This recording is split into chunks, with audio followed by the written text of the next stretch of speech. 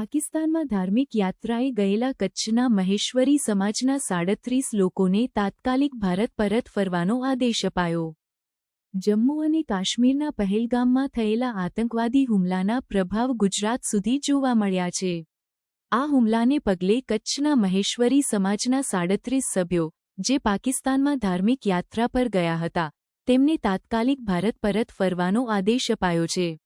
આ વ્યક્તિઓએ પાકિસ્તાનના સિંધ પ્રાંતમાં મહેશ્વરી યાત્રાધામોની મુલાકાત માટે 1 મહિનાની યાત્રા શરૂ કરી હતી. તેમની સલામતી સુનિશ્ચિત કરવા માટે આ નિર્ણય લેવામાં આવ્યો છે. યાત્રાળુઓએ 16 એપ્રિલે ગાંધીધામથી વાઘા બોર્ડર મારફતે કરાચી સુધીની યાત્રા શરૂ કરી હતી. જો કે, પહેલગામમાં થયેલા દુઃખદ ઘટનાને કારણે અધિકારીઓએ તેમની સુરક્ષાને પ્રાથમિકતા આપી અને તેમની પરતફેરને ઝડપી બનાવવાનો નિર્ણય લીધો. ગુજરાત સરકાર, કેન્દ્ર સરકાર સાથે સંકલન કરીને તેમની સલામત પરતફેર સુનિશ્ચિત કરવા માટે ઝડપી પગલાં લીધા છે.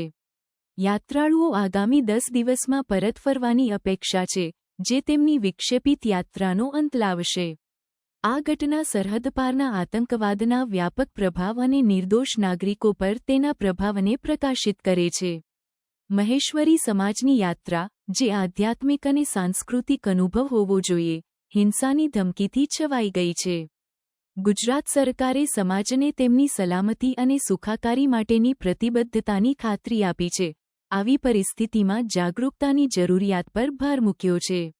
યાત્રાળુઓની પરતફેર આંતરરાષ્ટ્રીય સહકારના મહત્વને પણ પ્રકાશિત કરે છે.